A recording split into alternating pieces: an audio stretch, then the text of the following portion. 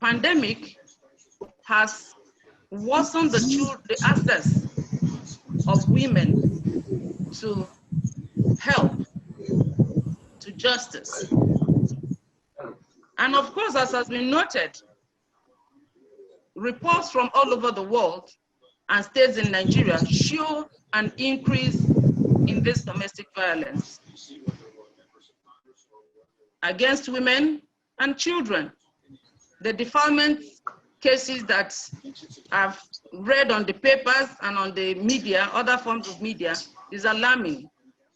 But then the problem, essentially as I see it, is having access to the available legal framework. Before the pandemic, we already had the problem of how adequate these frameworks are, because many of the conventions in existence, like the Fida, is not domesticated. The Child Rights Act for the protection of the children needs state adoption. The protocols. So already without the pandemic, women's rights are already in jeopardy. The existing framework is not utilized to the ultimate of its potentials, but the pandemic has worsened the situation. I've tried to look at some of the rights of women and children that are protected, that are likely and are also being affected by the pandemic. During the pandemic, as has been pointed out, there's increase in violence, and this affects the right to life of the woman and other children too, because we are looking at women and children. It's on record that many of the deaths that occur in the house of women were actually caused by their spouses. And so in the lockdown, the rights to life may be affected. The right to education of the children may also be affected. Schools have been closed for the past 3 months. Children are at home, even though there are online classes going on, but then it's only available to school when the schools resume because of the inevitable hardships that their parents are undergoing. The economic strength of the woman is going to be affected again, because we know that women are mostly in the informal sector. And with the lockdown, businesses have been affected, and the businesses of women are the ones that are going to be affected more. But in trying to protect and guide the rights of women and children in the pandemic as it is now, I see that what needs to be done is to open more channels that will enable those who are abused at home to be able to reach out. The laws cannot help when we cannot use them. The ones we have now in existence, which we have been trying to use over the years and have not been able to achieve much. Now there's a lockdown, and you can't even assess the utilization of these frameworks that are in existence. So I think the first thing that will help the cause of women and children in this pandemic is for women and abused persons to speak out. There is a lockdown, and without a lockdown, women are already shy to report abusive spouses. But now the channel for reportage is even limited. But then what I will encourage any person who finds herself in such a situation will be to speak out, and to encourage others who are also victims to speak out using whatever channels.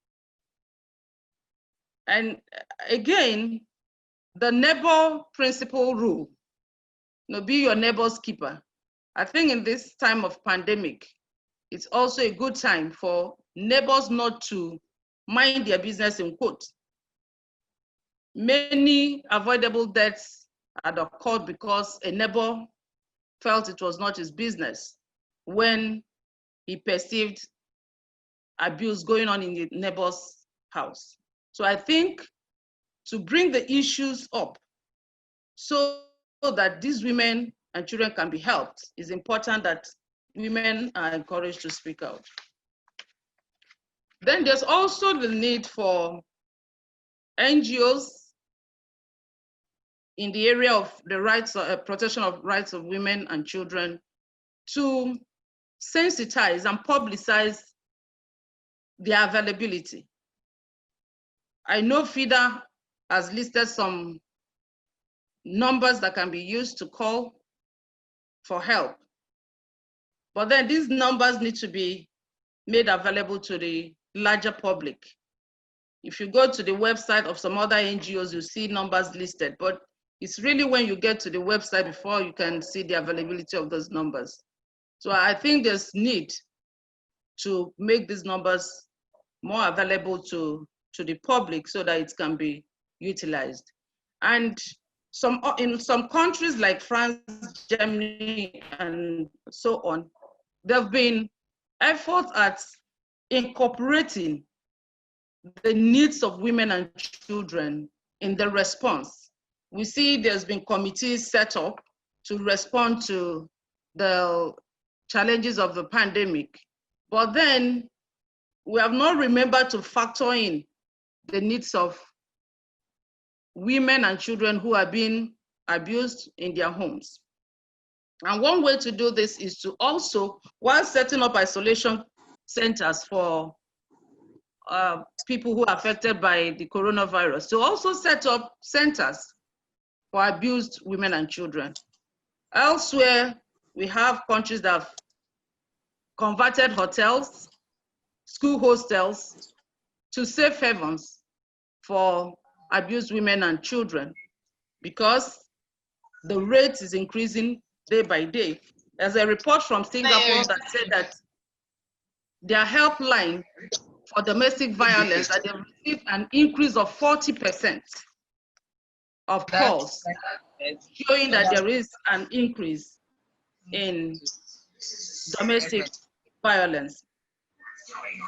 And also there could be moves to list the services of NGOs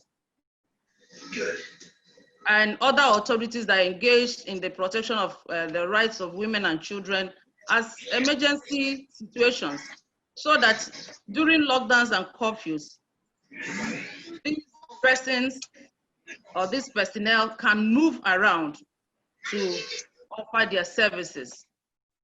So what I really see in this discussion is that what is important at this current time of this lockdown caused by this pandemic is to create more channels, make justice delivery accessible in the police stations, to create helplines so that when people call, there will be immediate response. And then of course, after the lockdown, there are going to be other challenges that will emerge. But then it is when we get to that, we'll begin to grapple with those cases, because after the lockdown, there's likely going to be an upsurge in teenage pregnancy because many young girls are locked down. Many of them are going to be given away in marriages during this lockdown. Those who would have escaped to seek help will be unable to escape. So the aftermath is that we're going to have high rates of teenage pregnancies that will be reported. School dropout rate will increase. So, but these are issues that will now call for further legislation to harmonize and bring up a legislation like has been suggested by the Learned Silk to address what can be done to protect the rights of women and children in any future pandemic. We hope this one doesn't last too long. because if it lasts, then there may be urgent need to have that legislation. But in the meantime, we have to create ways to make access to protection, access to police help, access to judicial solution, to make it open at this time.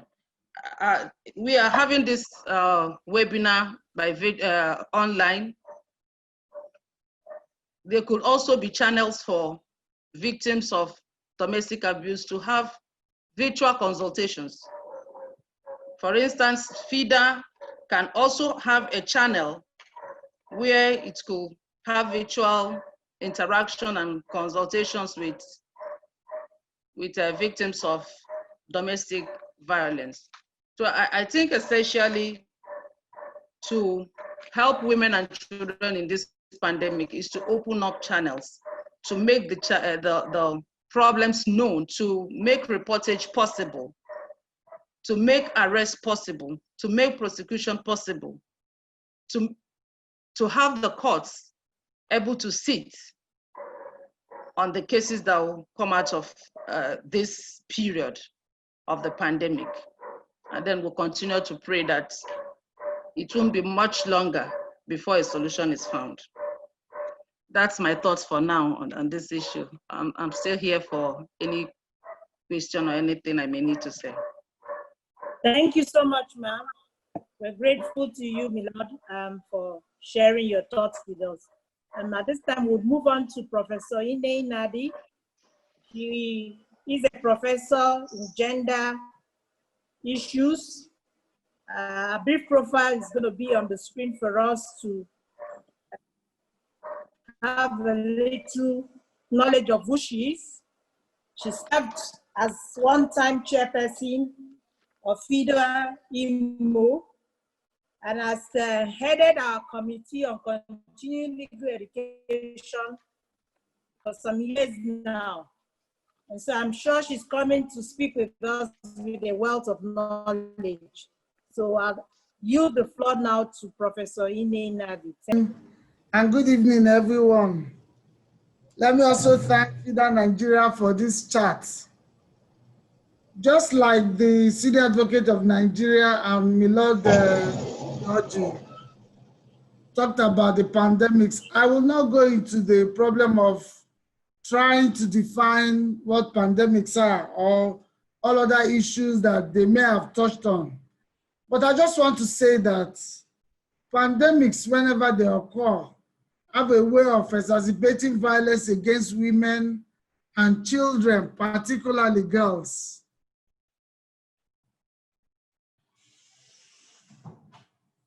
Particularly girls. And in Nigeria,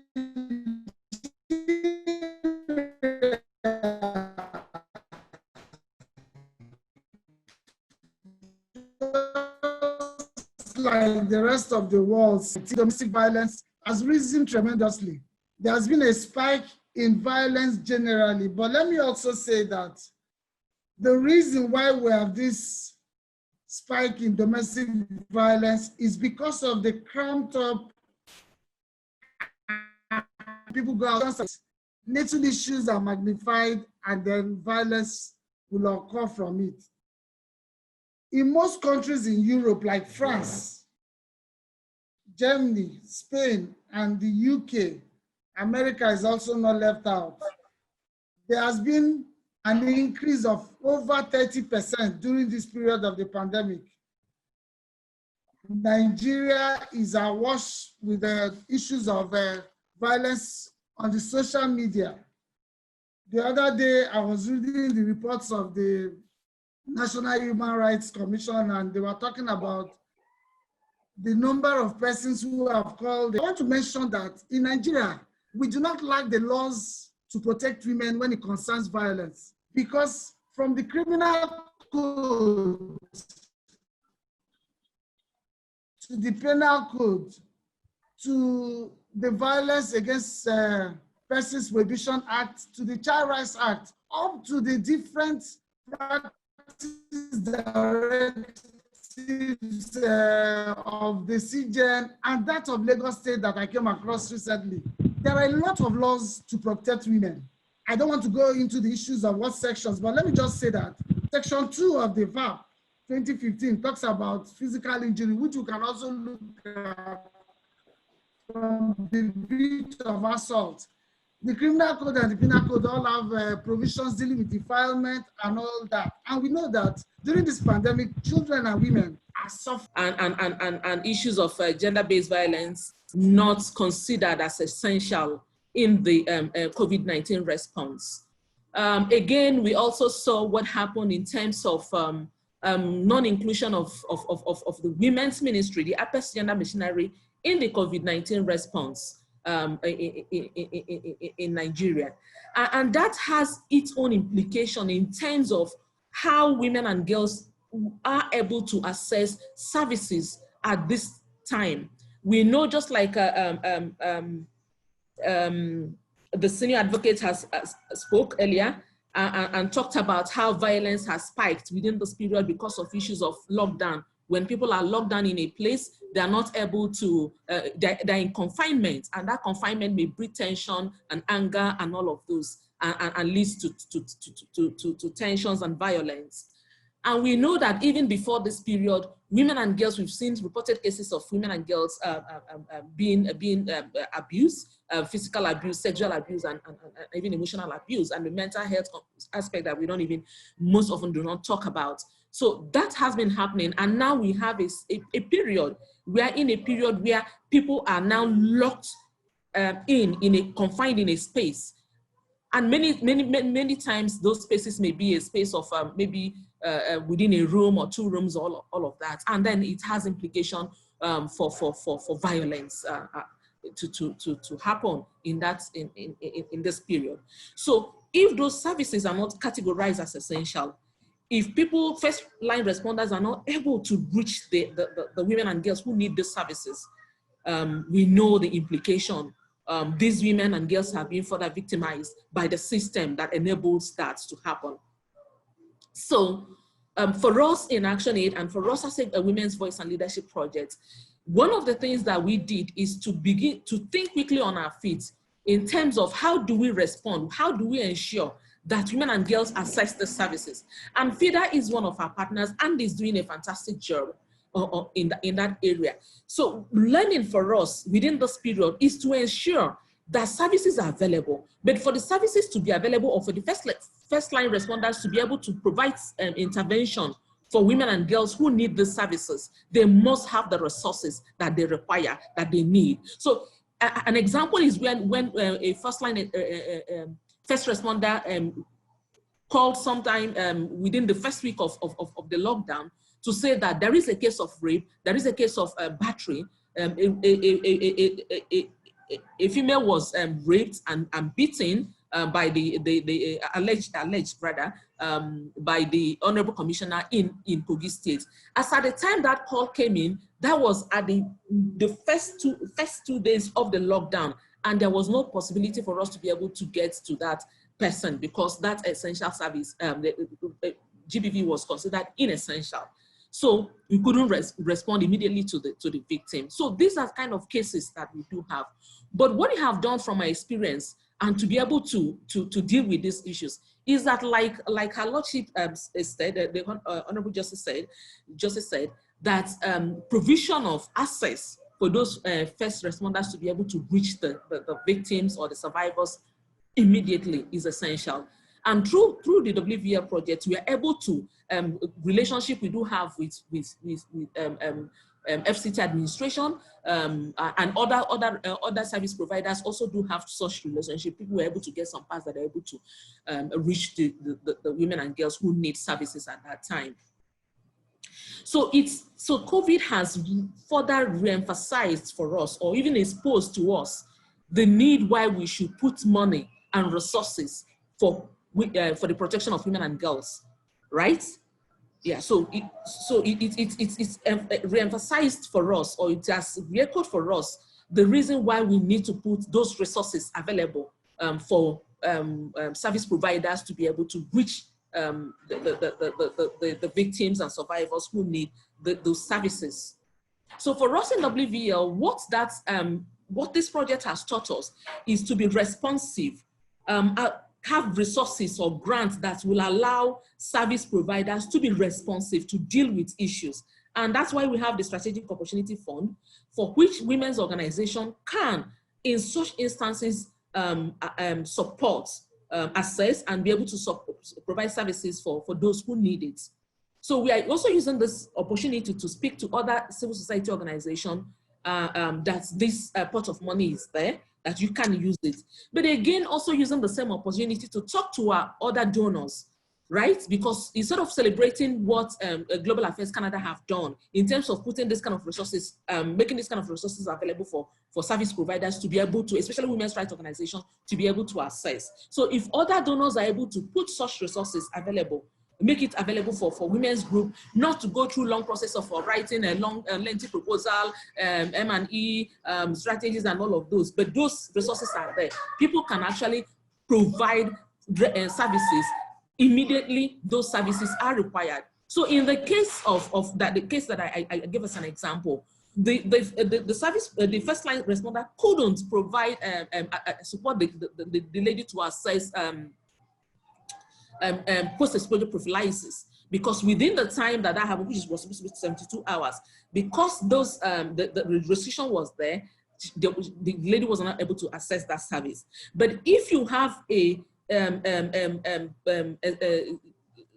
SGBV considered as essential service, and you have the resources to be able to move immediately from a point to the next point in terms of evacuation, in terms of taking the person to hospitals and all of that, that would have helped in addressing that. So number one thing to do for donors is to ensure that there is money for first line responders to have access to quick money that they can have access to be able to provide services and interventions as at when it's needed. The other thing is about interagency collaboration. It is very, very important. Again, from my experience, we have found out that those who are providing services for women and girls, sometimes the issue of attribution, this is my turf, this is my terrain, I know it better, most often negates the collaboration that we should do, or frustrate that collaboration that we will do. Fida president and a couple of you, those who are in Kogi, would have understand where I'm coming from in terms of rivalry between organizations and people not wanting to relate in terms of information. No one organization can do this. You may have the expertise in terms of evacuation, maybe you have the vehicle to evacuate women and girls, or you may have the capability in terms of the legal, just like Fida has that capability in terms of understanding the legal environment and understand those nuances and all of that, and be able to program within that context.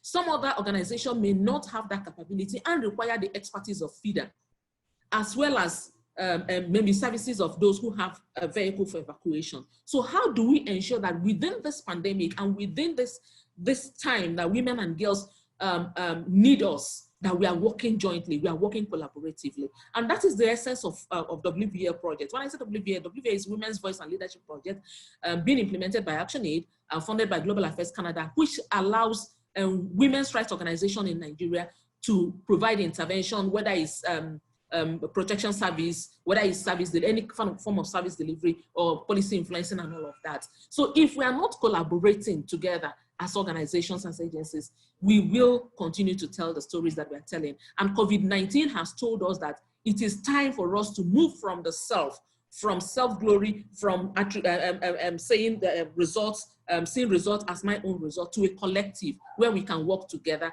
where we can collaborate and share resources, share information, and all of that.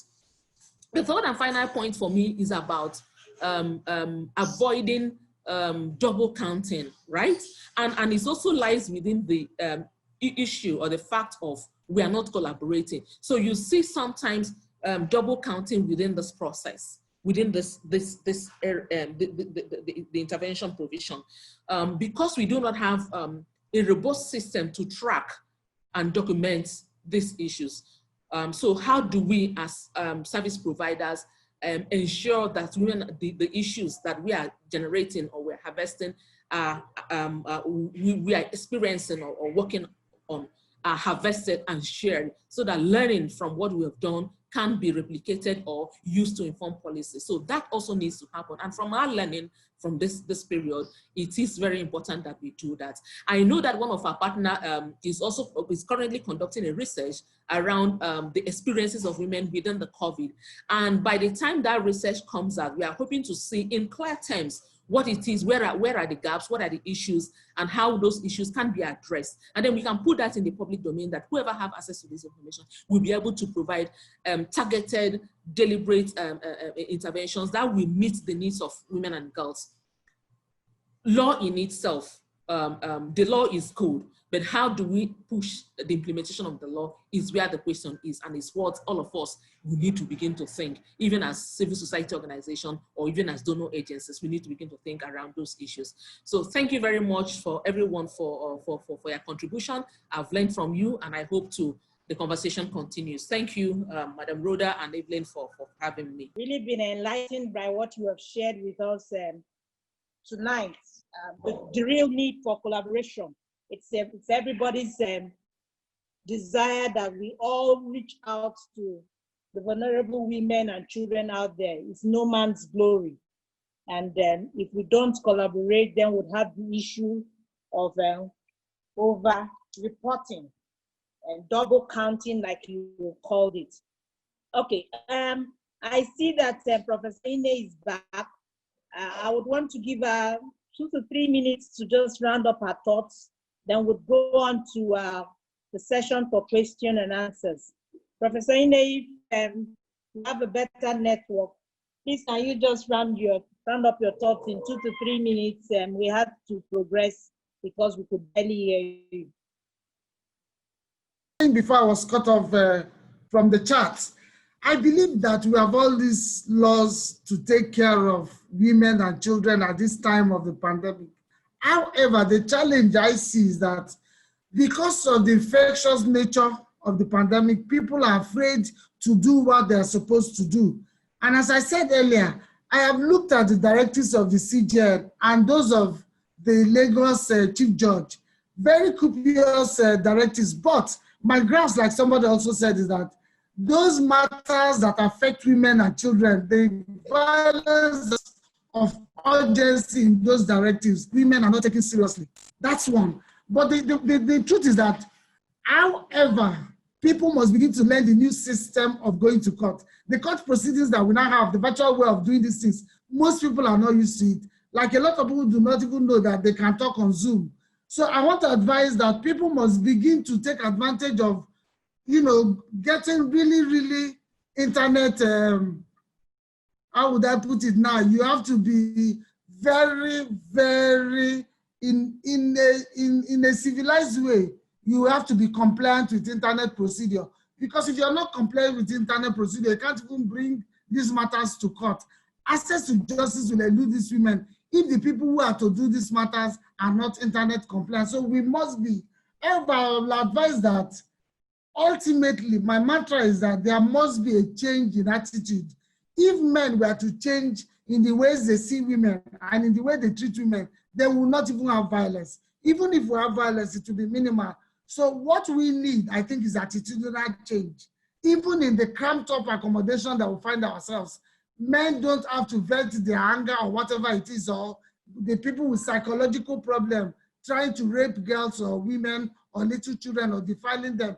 If they have attitudinal change, therefore I will advise that, as Nkechi said, let us use the affairs of women as matters of urgent concern. Thank you for. Thank you so much, Prof. We're grateful to you for sharing your thoughts. Like I said before, we would not yield the floor for comments because of the network issues and having to deal with so many voices at the same time. If you have any question, would like that you send it through the chat room. If you have a comment, you could also send it there so that we can read it out and get our speakers to respond to them. But quickly, I want to just share with us some questions that are coming to me before now. First, there was the issue of what are the new experiences that have come on board during this pandemic that would indeed classify as new. Is there anyone there that would say whatever is happening now is new to us? What indeed are the new experiences? And then the second question I received was, is our law adequate to deal with this experience we are facing at the pandemic? Is our law adequate? Can we really be able to advise any man, woman out there that is asking the question, what law am I going to use to address issues of violence and whatever new experience we think that have come on board? Then I also, there's another question that says, post-COVID-19, and I think I heard that also when Milord Justice Oji was speaking, post-COVID-19, what is the way forward? What are we proposing? Yes, the LNSM shared with us the need to have new legislation. Is that all we are proposing as we discuss tonight?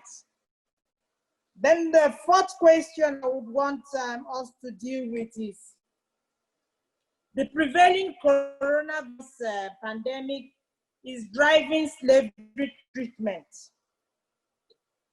of women in Nigeria.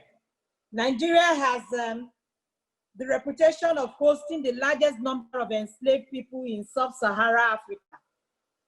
We fold our hands till COVID-19 is over. This is a question for Sister Helen Obi. Then Yomide said, how will the vulnerable woman or children voice out any violence in this pandemic? And I think Nkechitu tried to address that. What access have we, even Milord said that, yes, we have some hotlines that have been put out there by Fida and some other organizations. But what of women that do not have access to the internet, to the website? How do they report their issues? That is a question from Yomide Jonathan. So I'm going to yield the floor to our speakers. If you could just indicate with your hand, whoever wants to address any of these questions so that are coming in. Professor Ine, please go ahead and respond to any of the questions raised or the issues raised. When I was speaking, I like to answer the second question. Is our law adequate? Is our law adequate to address these issues of violence? And my answer is yes. We have so many laws. The plethora of laws in Nigeria are so many. From the Criminal Code to the Penal Code to the VAP to the Child Rights Act,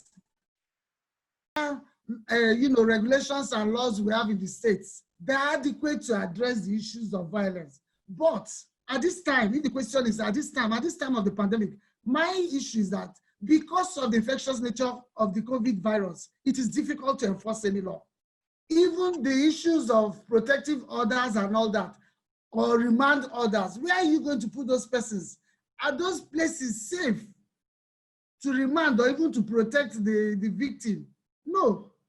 And that is why, in spite of all these laws, we are not able to do much. However, even when these laws are there, as I argued earlier, if there is no attitudinal change, we cannot stop violence.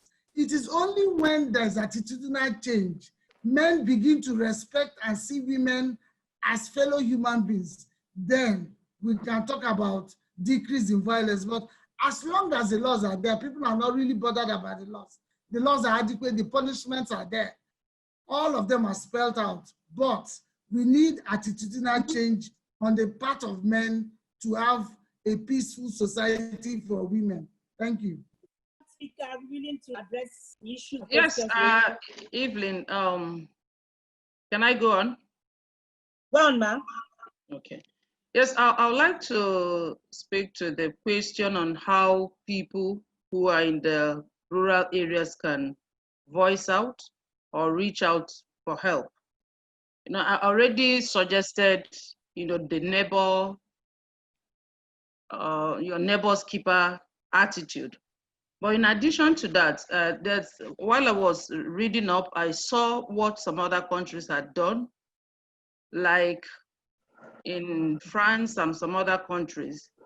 They established pop-up consultation centers near grocery shops, in pharmacies. Now for us, what we can do in our local communities will be also to establish such pop-up spots for complaints in markets, in communities like in Lagos State. Certain areas have been designated markets for the period, and they run up to 50-something spots. NGOs, well, government also, in some other countries, government have taken up this tax. But for us, NGOs can set up spots in these areas, in local markets, in communities, and to say that we have these places open for people who have complaints. And then how do we make them know that these places are available for them? We can use open air means, like vehicles that have loudspeakers go around. We have such vehicles that move around communities, educating people, enlightening people on the coronavirus. Such means can also be used to enlighten people, to say, do not suffer in silence. If you have any such case, you can go to this place, you can go to this place, you can go to that place. So when we have such strategically positioned places for people to walk up to, then it can help to reduce it. It can reach more persons than are being reached now. So that's my take on that. But while I'm still talking, somebody had also noted to me privately in a chat here that I had raised the issue of education, the privation of education for most of the children who cannot access online education. And she asked what could be done for the children in the villages, in the local areas. And I talked quickly on it, and I said, okay, we can also use this public address systems, the schools, because I know many schools are organizing online classes. Now for the communities, the schools can also go to their center points. Every community has a center point where they gather, and they can use loudspeakers and say, for Monday, today we're going to talk to primary 1 pupils. And they are there because it's a community. The children can come out in front of their homes, and with social distancing, have that tutoring for that period. The next day could be for another class of children. And so that way, the children are not totally left out. It may not be as adequate as online learning by Zoom that the more privileged children are having, but it will also give them a sense of belonging so that they don't stay 3 months, 4 months out of school. Okay, Yes, I was saying that in addition to the existence of the penal code and the criminal code, I will advocate for a holistic law, especially for this purpose. Just like you have the Child Rights Act to address the peculiar situation with child abuses, child labor, and what have you, so that nobody is in doubt as to what law covers this area.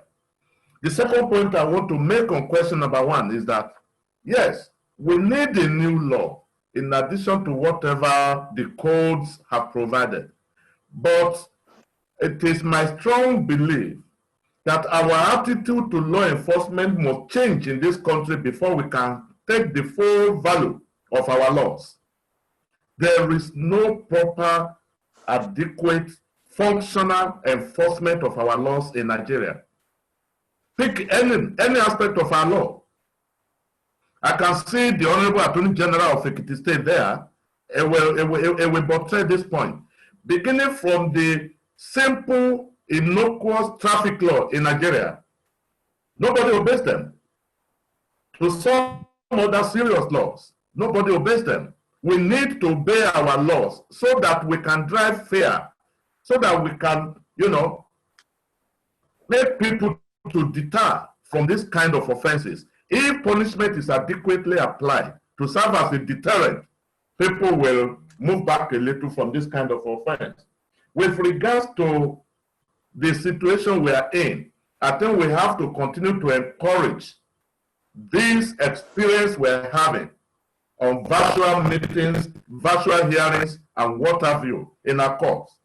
I was discussing somewhere about 2 or 3 days ago, and I said COVID-19 has its own opportunities from the disadvantage and the difficulty it has brought. And that opportunity is the introduction of technology into our judicial system. If there is any problem that is encouraging by default the commission of offenses in Nigeria is delay and congestion in our courts. Even criminal matters will last for years, 3, 4, 5, 6, 7. Look at the case that the Supreme Court has just thrown out recently, the case of Senator Kalu, Ojiuso Kalu. It took 11 years to journey from the High Court to the Supreme Court, and before that judgment, which will now necessitated starting de novo. In other words, you start all over again, maybe for another period of 11 years. The second point I want to make is that, and I have made this earlier, I just want to expatiate. Let Fida has a strategic collaboration with the Nigerian Bar Association. I want to say that as of today, the NBA has 125 branches spread all over the 36 states in Nigeria. In each of these branches, we have the office of vice chairman, who is the head of the Human Rights Committee of his branch, while the first national vice president is the chairman of the National Human Rights Committee of the NBA. So, with alliance with NBA, reports can be made to the branches of the Nigerian Bar Association. If a letter emanates from the president of Fida tomorrow to the president of Nigerian Bar Association asking for strategic collaboration, that in times of this pandemic, we have noticed an increase in violence, abuse of children and women and all that. And we want every victim to be able to approach your branch office to lodge a report where we can take it off from there. We have access to 125 locations in Nigeria. So if you take this advantage, I believe it will be very, very good for everybody. Lastly, it can never be overflowed that in Nigeria, we need a coordinated law enforcement strategy, not just on the issue of abuses and violence against women, on all areas of our laws. Any law that is not effectively enforced is therefore, is helping nobody. The reason why people will run away from crime is the fear of being caught. Once they know that they can commit crime and get away with it, jurisprudentially, they will continue to commit the same offense. But when there is a fear that they will be caught, and if caught, they will be sanctioned, people will not commit crime. Thank you very much. Thank you so much, Leonard. Unfortunately, we are almost running out of time. So I'm going to read through questions and comments that we've received so far quickly, so that we have a grasp of everything that people have been saying to us, the questions that are coming. Mr. Fred Musa is asking how the strategic funds talked about by Nkechi can be assessed. He says that he believes that tackling issues of violence against women will be better approach using the bottoms-up approach. Mrs. Foluke Oyeleye, the customary court president with us here, says that for some months now it has been difficult to handle issues of custody of violence against women. And she is of the opinion, she's asking the question, how can you use the online adjudication, the online divisional court, remote court sittings that is being proposed in rural areas. How possible is that? And this is Chinwe FOB, our vice chairperson of Fida Lagos, says that indeed she acknowledges that there's been an increase in domestic violence cases within this pandemic. Ayobami Richard says, regarding the issue of creation of shelter homes for victims, do you think that it will encourage the abuser and violators to abuse their women? I think, I know the GBV law makes provision for a man who abuses his wife to leave the house for her. I think we should look into this and make use of it. So she's proposing that we look at that law. I don't know the particular GBV law we're referring to, but I guess you're talking about the Violence Against Persons Prohibition Act. Our International Secretary, Fida International, is with us, Mrs. Ezuma Okorafo, and she says to us that laws indeed exist, but the attitudinal change alone may not be enough. Enforcement of the laws and punishment of offenders, including naming and shaming, will serve as a deterrent and will consequently much needed attitudinal change we are proposing. Pamela Olowaye says to us that how do we get there? That is, have men and perpetrators of sexual violence get the change. She is also addressing the issue of the attitudinal change. How can our society achieve this? Ms. Jesunwa went on to say that the victims suffer from stigma, the offenders rather should be stigmatized and victims strengthened in terms of these COVID times. We should use IT systems. The Ekiti State initiative of a sexual offenders register should be adopted and publicized from time to time to serve as a deterrent. Presentation of Ms. Nkechi, and she said it was indeed impactful. In light with this pandemic, she says, how do we assess our team without being in harm's way? Because until recently, some states did not even have passes to come out during the lockdown. So I'm sure that is the worry of our sister Mohammed Adama. So these are the questions and comments we've received so far. I think most of the speakers have addressed them one way or the other during their presentations. But I really want us to look at the issue of post-COVID-19. We've heard our learned SAN say to us that we need a holistic law. And then some persons are of the view that we already have enough laws. Yes, coordinated law enforcement strategy. In practical terms, what really is coordinated law enforcement strategy? What laws are we looking at? We have several chairpersons of Fida here with us. I'm sure if we open the floor, you will say to us the challenges you've had so far trying to reach out to victims with us. Your thoughts on COVID-19, the way forward.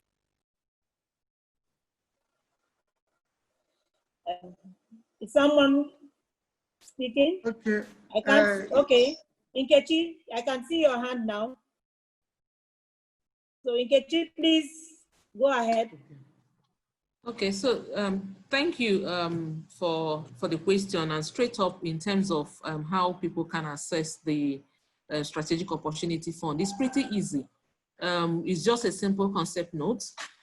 You to action it based on the core issue that you are intervening on. However, there is a caveat. Is not every single issue, but issue that has a strategic implication or multiplier effect in terms of reaching, if you address it, is able to have a wider effect. But what I can do with us is that we will share with Fida, or anyone can go to our website, www.actionaidnigeria website.org, so that you can access the information, or you can reach us if Fida doesn't mind. We can share our phone number or details so that people can get that. Thank you. Thank you, Kechi. Okay. Any more response? Okay. See, Evening. if I may just take my minutes and say that Okay. post COVID-19, with respect to law, there's not going to be much new laws. We have the CEDAW, we have the protocols to the African Charter, we have so many other conventions that need domestication that have not been domesticated. So when we begin to think about new legislation, it's not going to be something that's going to be quickly achievable. We know what issues have been on ground with respect to, the rights of women and children.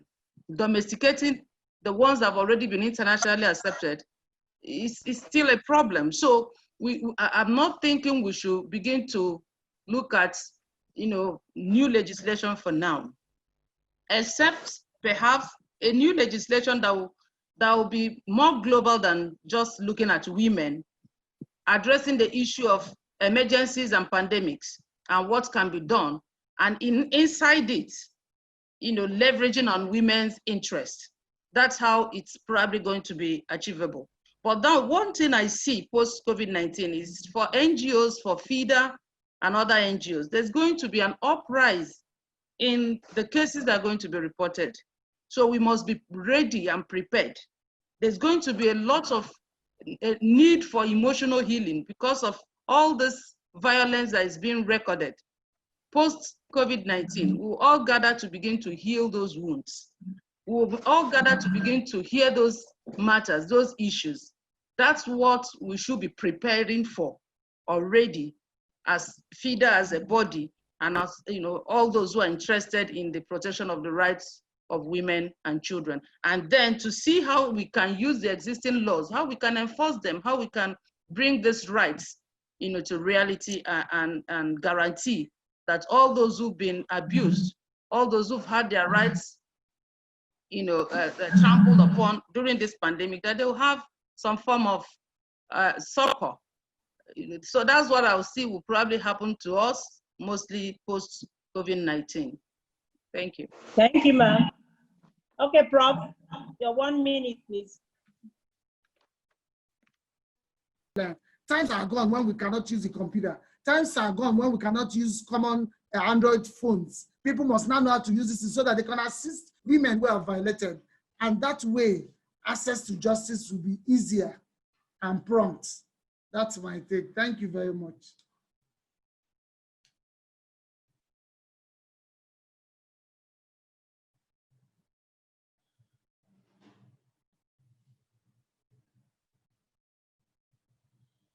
So I was saying to us that I just want to share with us the last comments and then we'll round up tonight's meeting.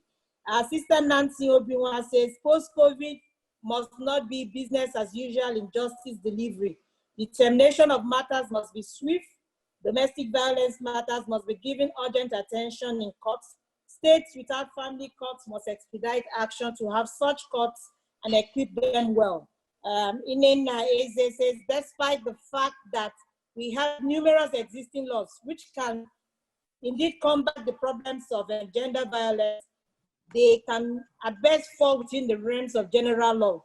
Therefore, I believe that there is a need for a specific law that will directly address this issue. And I think that was the proposed, the same view of our learned SAN tonight.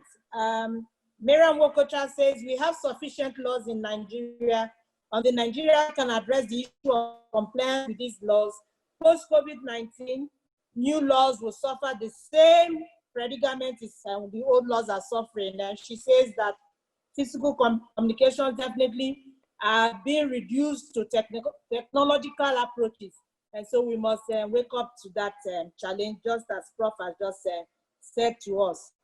But I also share the worry of the customary court president here with us, our sister Oluyeye, that says, what of the rural areas? We don't even, some of them don't even have access to GSM.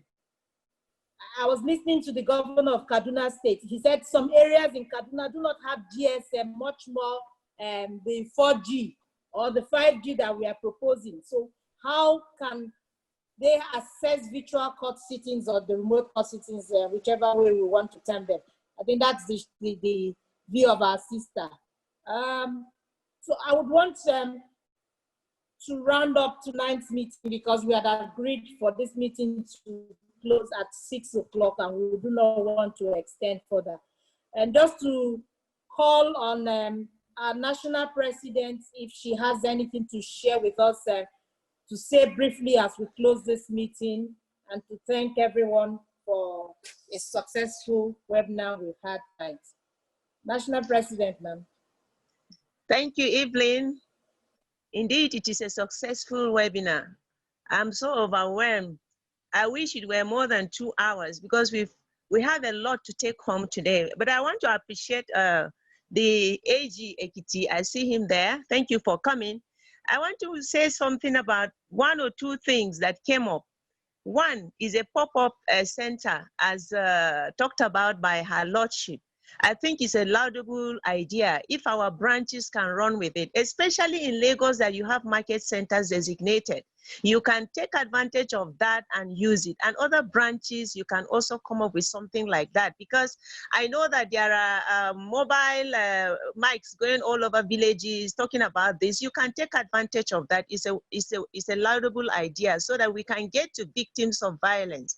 And another issue that our learned mentioned is gender department. I want to say to you, sir, that the police have gender desks, and Fida Nigeria is working hand in hand with them. In fact, for this COVID-19, one of the intervention ways is, as coordinated by Action Aids of Nigeria, is that we are collaborating with them, NAPTIP, and then a psychosocial analyst and medical women association. So they have gender desks in almost all the police stations. I cannot vouch for them, but I know the few I know they have. So what we need to do is to work more with them on that. And where we don't have the decks, we will push for establishment of such decks. And as per the laws, I agree with them totally that we have a plethora of laws that has to do with gender violence. So what we need to do is to ensure for the effective implementation and enforcement of these laws. And happily today, I'm hearing that we need to collaborate more with NBA. And we'll go further. It's not just to say they should write us report, but what I want to provide is that they should give us a desk in each of these over 100 branches that they have, because we have FIDA members in all those branches. So if we can have a desk designated for FIDA, that will make it easier for us. We will push for that. And I pray that this forthcoming election, some of these issues affecting women and children will be better addressed. On a final note, all I want to say is that it has been a brilliant outing for me, and I appreciate all of you, especially our erudite speakers. You have done us proud, and we are very happy that you honored us, and we will continue this talk. There is much more, like Her Lordship has said, post COVID-19. We know we will have quite a number of things, and just like Prof said, we will need to talk about this, how we can get this law effectively implemented. And so I promise you that we'll come back to you to come back and continue this discussion. So on behalf of FIDA Nigeria, I want to say we have had a successful outing, and I appreciate all of you, our participants, over 150. We thank you all for taking our time to be with us. God bless you as you take your evening rest. Thank you very much. Thank you, CVP. Just quickly to Thank add, you, CVP. I can see your hand, Mr. Latif. Just to answer your question, I think the Lord Justice Oji also had said that we have helplines already publicized. Would go out to keep publicizing it. Almost in all our 32 branches, they've been at the various radio stations talking about and what we can offer to the public, to the vulnerable women and children, and we are still on it. We are going to be still talking in television houses, in radio stations, and all the social media platforms. We'll try to be as visible as we can. Thank you so much for your encouragement. Thank you, everyone. We have lots of friends in the house. Thank you, AG from Ekiti. Thank you, all our speakers. And this is just one of the many webinars Fida Nigeria is proposing within the next couple of months. We know that a lot of people want to hear and want to learn, and we assure you that we'll keep creating the platforms for us to share knowledge and learn. Thank you so much, and we've come to the end of this webinar. God bless you.